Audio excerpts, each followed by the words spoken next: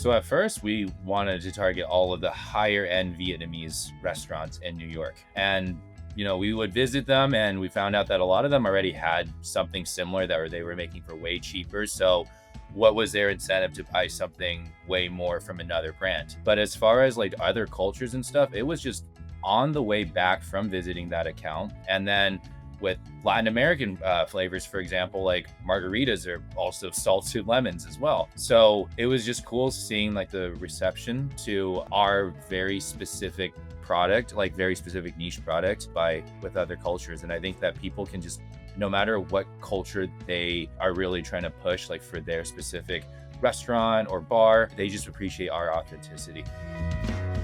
Hey everybody, this is Caitlin Bricker, editor at Startup CPG. We are back with another founder feature. Today, you'll meet the founders of The Lucky Ox, a bold beverage company with unforgettable branding bringing Vietnamese-inspired flavors to American shelves. We're diving into the cultural significance behind their brand as they share their journey from concept to launch. You'll hear about the inspiration for their brand and "It wasn't just luck" tagline, their unique retail strategy, and how a beverage brand bridges the gap between beverage and fashion. We might even get into some of their favorite NYC spots and cheap eats. We had a lot of fun and a lot of laughs during this episode, and we hope you do too. Enjoy. Hey, everybody. Welcome back to the Startup CPG podcast. This is Caitlin, and today I'm here with Kyle Nguyen and Faye He, founders of The Lucky Ox. Kyle, Faye, welcome to the show. Thanks for having us. Yeah, thanks for having us. I am so excited for you to be here. Very excited about your brand. I feel like it's unlike anything else on the market right now. So I'm very, very excited to dive in, talk about your brand, and introduce your brand, The Lucky Ox, to our listeners. So tell us, what is The Lucky Ox? Yeah, so Lucky Ox is it's actually something tattooed on me. So right here I got a sleeve tattoo with an ox because my dad and I were born the year of the ox. And it's actually just simple. My dad came here from Vietnam, absolutely nothing. Built a pretty good life, but just something nice, something stable. Definitely you think about how everything in social media we see it's like flashy. It's like, oh, you always gotta want more, right? Dude, my dad lives a chill ass life. Like he's retired now. He's just having fun, tending the garden, taking care of the cats around. And it really always stressed me growing up, just hey, be grateful for what we have because you could always have nothing, right?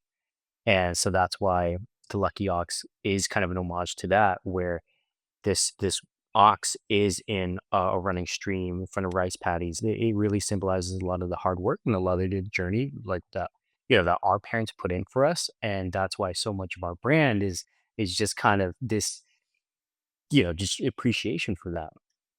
One funny caveat I really want to mention one time before.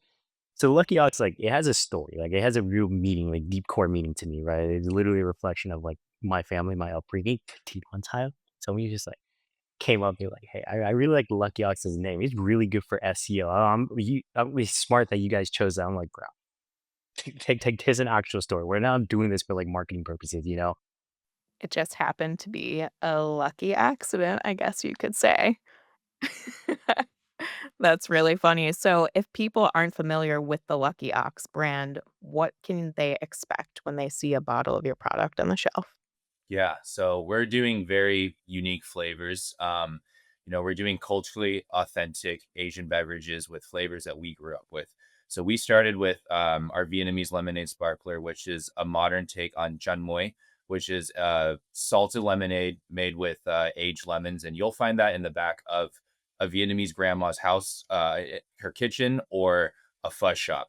So we started with that 5 months ago, and then we just launched our pandan coconut, which is inspired by buko pandan, which is very common in like Filipino, Thai, other Southeast Asian cuisines in their desserts. And then we also launched a matcha lemonade using ceremonial grade matcha, some of the highest quality matcha on the market. And you don't really see a lot of other ready to drink brands using like that much matcha or like that high quality of matcha in their products. So, tell me why you went with the lemon as your first flavor versus any other flavor out there in the universe. Mhm. Yeah. We we were just doing us. We grew up with this drink, and we were hanging out in Westminster, Orange County, which is Little Saigon, and we had the drink and we are like, we see potential for it. We wanted to do something authentic. We didn't want to do something functional, adaptogenic, probiotic. We were just like, let's take a timeless classic and let's bottle it up and see how it does. And here we are. We never thought that, we when we first launched this brand, we thought that this brand was, we were gonna mostly be in like higher end Asian restaurants and stuff. But lo and behold, we're in like cocktail bars like the Spaniard, we're in sports bars like Blue Haven. Variety coffee roasters. Yeah, and Dover Street Market, for example, we love fashion and stuff. So just seeing the drink be able to break out of that cultural niche was actually really cool too. And at the end of the day, we're just doing us. There were no focus groups or anything. There wasn't a ton of extensive research going into like, all right, what other ingredients are we gonna add into this to like make it a little bit more appealing to, hit all these like key buzzwords and stuff that consumers are looking for. We just wanted something timeless. I love that you're mentioning timeless because I think what really drew me to your product in the first place was A, the branding because it's just really good and unlike anything else that I've seen. But the colors that you're using in your branding on the bottle, that, like, maroon, kinda deep red, and then the beige, it looks like an artifact almost. It looks like something that's in an antique and very timeless and that you would find sitting on a shelf somewhere 500 years from now, but it's also still very relevant. I love the look of it. I was so intrigued when I saw it because again, it was just it's nothing else like what I've seen on a shelf before, and I was also very intrigued by the fact that I couldn't just purchase it online, it wasn't DTC, so the allure was just like, "Oh, there's something that's so beautiful, but I can't have it." So, here I am in Boston and you're in New York. That's something we joke about sometimes where we're like, sometimes like we're really energetic as people, but sometimes we remind ourselves we're like, okay, sometimes be a little aloof and mysterious. I mean, Well, we you started nailed that. thing. We used to work at Nike together, and we love streetwear. We obviously pulled a lot of our inspiration and our branding from brands like Aimé Leon Dore and Kith. And we were just like, hey, why don't we try to like make this drink a little bit more exclusive? We want to, even like with our accounts and stuff, we want to be in those like nicer, like trendier on-prem spots as well. But I mean, also at the end of the day, it took us a while to figure out D2C. So that's another reason why the drink isn't really Yeah, quite accessible to folks outside of New York and then a handful of spots in Portland, Oregon, and California. Tell us about your D2C experience. I'm sure there are many other founders out there who are just figuring it out, so even if you're smack dab in the middle of it right now, like, tell us about your journey. So we really wanted to do glass bottles when we started. I just think that there's just something premium about it, and especially the brown bottles, which we recently just shifted to. I just love the aesthetic, and it pairs really well with our cream colored label. So when we first launched, we had logistics partner. All of our pallets are stored there, and then as an order came in, they would do a case pick and then literally just put the case into a shipping box with some minimal bubble wrapping and then ship it out. And when glass 24 pack glass cases are just like shifting around, UPS drivers are throwing things around. We get a lot of broken cases and stuff. And that's the reason why we have to push, carts on subways is because, this account needed the case on this specific date and the case broke in transit. UPS had to throw it out. So we were like, all right, we got to just take the case from my apartment and then either just take an Uber over there. And that was before we got the hand trucks, and we finally got the hand trucks. So now we're able to save a little bit on like the fees. So we just take the subways, and that's pretty much like 3, 4 times a week. We'll just be like pushing cases on the subway. Um, and yeah, just and so that's one part of it. The broken glass is an issue. The other piece of it is that we were first in 24 pack cases, and not a lot of folks, like when they're trying the drink for the first time, are going to want to buy 24 bottles of like the same thing. So we really just wanted to stick with wholesale at first. But now we found shipping boxes and a repacker. So for our next production run in July, we'll be able to set up D2C with hopefully no broken bottles. Yeah, I was laughing so much because this is we're so thankful we've progressed in the business to where, we get better and we get smarter, right? But sometimes, like, you can only do things at a certain scale. The amount of times when I remember my living Williamsburg apartment, I always joke like, "Oh, that's our Brooklyn warehouse." I have 20 cases there. I wake up in the morning and Ping would text me like, "Hey, man, I think this case isn't gonna make it," and I'll be like, "All right, there's my day," and then I start packing and going. You're working on the Lucky Ox full time, I take it? It sounds like you're running around New York City every single day, dropping orders in person. Exactly. Now we have some distributors to help us out with that. So we can focus a little more on the other things, but at the end of the day, we're door-to-door sales guys. So Yeah, frees up time for that. That is something door-to-door sales that I feel like I don't hear about anymore. Like, I think brands sometimes get a little nervous or afraid that they're gonna upset a potential retailer if they walk in the doors and just present their product. I think that's, for lack of a better word, very ballsy, and I respect it, and obviously it's working. So, have you reached any milestones with your door-to-door sales? Where are you at with that? Yeah. Well, just last week we hit 100 accounts.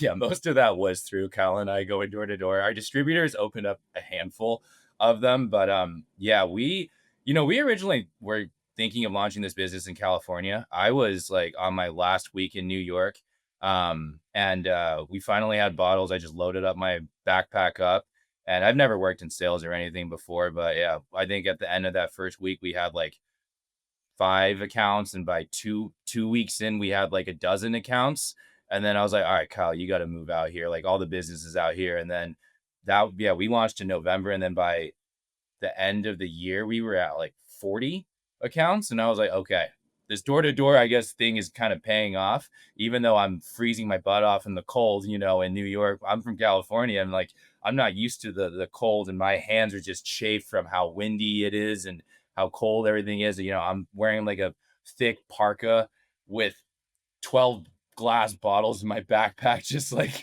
going around town, but I think that's also why we have a lot of very diverse accounts because when I would at first I was like listing down a nicer high-end Asian restaurant in this specific neighborhood. I would take the train over there. And then on my way back, I would see, a nice specialty shop or maybe a cafe or a bar that maybe wasn't Asian. And then I would just walk in, shoot my shot. And then, we made a sale and I was like, lo and behold, really just like, wow, like we have some really diverse accounts. It's not just grocery stores. Like we got into specialty stores, we got into restaurants, fast casual and fancy, and bars, of all types. Like we had wine bars, cocktail bars, sports bars, Irish bars. And then yeah, just cafes, just seeing like the diversity of our channels across like different cultures and stuff too is just really cool. And I think that New York is the perfect place to do that because everything's within walking distance of each other. Versus yeah. like if we were back in California, driving everywhere, having to find parking, in LA or San Diego, it's you have to be a lot more intentional with the types of accounts that you're visiting. If I could, add on a few stories there. Fane's totally right. A lot of people asked us from the beginning, like, "Hey, how do you prove that like we're doing a like a very niche." We started with a niche Vietnamese beverage with 24 packs in one SKU, and we're probably gonna break bottles shipping from. It's like, how are you gonna prove that business out, right? That's kind of what the door to door proved, right? At the end of the day, people when your friends recommend you a restaurant, right? Are they ever gonna tell you, "Oh, dude, this place is so common denominator, you should go there." No, they're gonna tell you, "Hey, this spot has really nice regional cuisine. It is something you haven't seen before." People don't do that in CPG, but we do, and that appreciation for flavor goes beyond cultural boundaries, right? That is how we've proven our business out to say that it was a happy accident for sure, because we have the confidence in saying, "Hey, there's people all over the place who love our food. This is for everybody," right? But we literally got to that from door to door. The story I want to share is that Fane and I show up everywhere. when I say everywhere, there's this one distributor who just, like, would not respond to us, so one day we're just like, "Hey, let's just take the train there, let's just, like, meet them," and we did, and I remember, like, they knocked on the door, the guy opened the door, and his face is like, like, "You are the guys I've been ignoring, what are you doing here?" But we had a great conversation with him for an hour, and then we were trying to, like, meet a grocery buyer one time, and when we knew that, like, these grocery execs and buyers, whatnot, they go to, like, grand openings. We woke up about 5 AM one day. We took the train to JFK to get a rental car. We drove 3 hours deep to Pennsylvania. Like, by 2 PM, like, we got back home. It was 7, 8-hour road trip for everything, for the chance to meet this buyer, who, by the way, actually wasn't even there. We eventually ended up meeting him down the line anyways. He really likes our drink. And part of, like, like, part of, like, our thank you message to him was literally a picture of Fane holding the bottle at, like, the store. We'll be right back. Are you going to crush it on Amazon this year? It's such an important channel, but it's so hard to do alone, and most agencies are a total ripoff. We can't afford $5,000 a month and a commission on our sales. They just don't get it. That's why I love our partners at Daybreak. They are full service, meaning they do the creative work, the listings, the logistics, and of course, all the ads, all with the most reasonable retainer out there. I work with them personally. I'm so grateful we have such a good partner to recommend out to you, our community. They do evaluate your product first to see if it might be a fit. So if you want them to have a look, email them startupcpg@daybreak.agency, and they'll do a free audit for you. Good luck, everyone. I love the strategy, and I'm also just like, I'm muting myself while I'm laughing because I'm laughing too much and I just can't take away from your story. But like, I love the energy that you're putting into the brand and the ambition with the 24 bottles because that's crazy, first of all. Like, I would never go on a website and be like, yeah, send it. Give me 24 bottles of that beverage that I've never tried before. But it's working for you. And I love that for you. We had some friends, that were early supporters, and they were the ones buying 24 packs. But yeah, that's why we were just so focused on wholesale. But we recently switched to 12 pack cases, from like what everyone like from what our distributors and stuff were telling us. We're like, okay, 12 packs are the move. And I think from a consumer perspective, when we do D2C, it will make a lot more sense too. Congratulations. It's a great move. Yeah, we joke around a lot that we run our business like a cheap Asian restaurant. So even just like paying for that repacking, I'm like, oh man, like come on, people could like around 24 pets, but it is cool. It's cool. It's worth it. I mean, you're gonna have these moments where you find what's working and what doesn't work, and obviously you're finding that happy medium right now and finding what's working for wholesale and what's working for direct to consumer, or at least in the future. Um, so you've talked about cultural boundaries. Tell me about your strategy when you were going door to door. Were you looking to stay within your own cultural boundaries initially, or did you wanna branch out? So at first, we wanted to target all of the higher end Vietnamese restaurants in New York. And we would visit them, and we found out that a lot of them already had something similar that they were making for way cheaper. So, what was their incentive to buy something way more from another brand? But as far as like other cultures and stuff, it was just on the way back from visiting that account. I would see, a nice Italian restaurant, maybe a bar, like an Irish bar or a specialty store. And I would just go in there and then just pitch the product. And then we found out that lo and behold, coastal Italians and Mediterraneans also have salted lemons in their cuisine. And then with Latin American flavors, for example, like margaritas are also salted lemons as well. So it was just cool seeing like the reception to our very specific product, like very specific niche product, by with other cultures. And I think that people can just, no matter what culture they are really trying to push, like for their specific restaurant or bar, they just appreciate our authenticity. And we also just had a lot of versatility with our drink too. So our drink wasn't just, and again, this goes back to one SKU. We're not going to stand out on the grocery store as much. We don't have as much shelf presence, even though we have the glass bottle and like the unique branding. We just are one little small column in a big beverage cooler. So when we push to our on-prem accounts, we really got creative with our drink, and we saw how versatile the drink is as a cocktail mixer, and that's why we're in places like the Spaniard. We also saw how the drink can be used for espresso tonics. So Padmore's Coffee, one of our early supporters, they're using us for as a mixer for that. And then Ishiki Matcha, who we're doing the co-branded partnership with for the matcha lemonade, that came to be because she was using our salted lemonade as a base, and then for matcha lemonades. Funny story about Shiki too with that delivery. So this was before we even had hand trucks. This was the first time a case broke in transit. I was tracking this thing. This was like a day before Thanksgiving, and I was like, okay, it's been like almost 2 weeks since I've closed this sale. Like something's going on with this case. It's not arriving. And then I had a case luckily in my apartment, but that was my last case that I had that I was supposed to visit some buyers and stuff, the week after Thanksgiving. So I called an Uber parcel to go from Brooklyn all the way to East Village to deliver it to her store. And I go down to the Uber parcel. I tell the driver, hey, just drop this off into the shop. And she was just like, she's going to speak English. I tried speaking into the translator to give her specific directions, and then she still wasn't understanding it. So I was like, okay, let me just get in the Uber with you. We get there 3 minutes before the shop closes.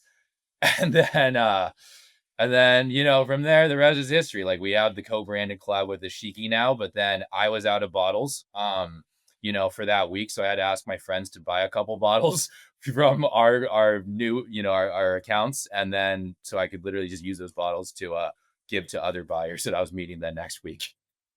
I love the scrappiness. I love the scrappiness. I also just love how much fun it seems like you're having, even in a stressful situation. Like, I kind of envy that about the 2 of you. It's just like a lot of people will implode when stress is on their shoulders, but you 2 are just laughing it off, and I can just tell you're having a blast building this brand. I love it so much. We are. I'm so sorry. Sometimes you're asking questions and I'm laughing at. I'm not trying to be like rude or anything. It's literally like this is the first time we get to reflect on some of the absurdity of the things right that we've been through. So when you're just like, hey, what's your strategy? And I'm literally thinking about the times where I'm walking this picture of Fane and we're just like, hey, it smells kind of nice. You want to hit it? So yeah, sure. It's just like yeah, there's strategy behind it, but there's also at least like 50% of just like screw it, let's just see what happens. I think founders can take a page out of your book or like take the entire book from you guys because I have not taken it personally. Once watching you laugh, it's like lighting me up watching you laugh. And now that you're saying that, I think it's great. It's great. I love the approach for your brand. I love the attitude that you have approaching this. And I think that that's going to take you a very long way. So I want to segue, Thane, the hat. When I saw you 2 walk in, we were out at Expo West at one of the founder dinners. You didn't have a product in your hand, but you were wearing that hat, and that's how I recognized you, because you had the hat on, it said it wasn't just luck. If you're watching this right now, audience, you can see it. That made you stand out, and I immediately looked to my coworker, Melissa, and I said, that's the Lucky Ox. And she was like, "Oh, this is the Vietnamese lemonade that you were talking about." And I said, "Yeah, can you just confirm with them? I'm pretty sure it is." And I think Melissa was the one that asked you if it was you guys. And of course, we wanted samples because we hadn't tasted it yet, the mysterious Lucky Ox lemonade. And we got to try it. Okay, great. Wowed, like obviously impressed. We were impressed by the branding, and then we got to actually taste it. Mind blown. So, the lifestyle brand piece of it, it's obviously very attractive, and I love that it's an outlier because some brands have a hard time disassociating their brand name from their merch, their swag that they're giving out. You guys are doing it so artfully, and it does read as a lifestyle brand. I love it. Anybody who's not even drinking the lemonade could buy your swag and rock it, and it's, like, so good, so tell me about it. I need to hear everything. Yeah. So we used to work at Nike. And we, this it wasn't just luck, is definitely pretty inspired by like the just do it slogan. And yeah, we love fashion. We love brands like Kith, Amelie Ondor, Siegelman, Stable, Huega House. And when we started this brand, right, the Lucky Ox, when you hear it, you wouldn't immediately think it's a beverage brand. And because of the name, we didn't tie ourselves to Lucky Ox lemonade or something like that. We could really just push the boundaries with our merch. And I didn't want to have lemons and bright pink and, big logos and stuff in our merch. I wanted to have merch that people actually wanted to wear, high quality merch. And we always kind of joked around at first, all right, let's be the ALD of CPG. Let's be a streetwear brand that just happens to make drinks. And that kind of just really reflects like in our designs. I really love it. I was showing my husband your brand before I jumped on this call, and he was like, "Wow, this is so New York and so good, and I love everything about it. I love the vibe." And I was like, "Oh, but they make lemonade. It's not a streetwear brand." So I think it's gonna appeal with a lot of people, lemonade aside, obviously. This is why people are here, but if they can see the merch, I mean, it's gonna look good on anyone. We'll have that ready for direct to consumer as well. The next week, we're setting up a new website. I will be ordering. So you're from New York City, or you're living in New York City, you're from California. Tell us your favorite spots in New York or what you like to do for fun, because I am, like, so far removed from New York City, so tell us the places that you like to go and the things you like to do. So I love cooking and I love eating. I mean, this is why we started this brand, as far as just pushing these Asian flavors forward. I grew up in the back of my mom's restaurant. I was that kid doing homework and like taking orders and stuff. And I love hole in the wall food and we love going to like all you can eat restaurants. So we'll go to like deep in Chinatown, Koreatown. We'll go all the way out to Queens for like very niche like things like all you can eat Thai barbecue, all you can eat shabu shabu, just spots that you might not really find in like in the nicer spots of Manhattan. So yeah, we take our friends out there and yeah, just try to get all you can eat a few times a month. Like, uh, it's like, oh, what a lot of our hangouts revolve around. Like, yeah, literally, which is kind of with funny because like a lot of our accounts are like higher end spots. But yeah, we like the hole in the wall spots where it's like $12 for a massive plate of meat and rice. I think the equivalent around here is not gonna be Asian cuisine, but it probably would be something called Old Country Buffet, which is just, like, deep fried, like, everything you can think of, but I'm pretty sure it's all you can eat, but it's like, you probably won't be moving for the next month if you eat there. We love soul food too, Jamaican food. I mean, yeah, it's just any hole in the wall ethnic cuisine, from like Latin American to Middle Eastern to all different types of Asian, and it's anything. As long as it's cheap and big portioned, we like it. wait, Caitlin, you live in, Massachusetts, right? Yes. Yes, I am from South Boston, Massachusetts, but I currently live in Sharon, Massachusetts, which is about 40 minutes from Boston. Okay, okay. You know the area Lowell out there? Yes, very familiar. Yeah, yeah. I just know there's a pretty big, I believe, like, Cambodian Laotian community out there. Like, when we were going out there for in a similar area for our production runs, like Fane and I kind of have like a side quest one day to to hit the area, like try to get some Cambodian barbecue or something. Like that's the type of stuff that we love to go out of our way for. I will have to look into that, so if you can name drop to me after this, I would love to see where you guys went and maybe check it out. Okay, so we're coming up on time. There are always 2 things that I like to ask guests at the end of every episode. First thing is, how did you find Startup CPG?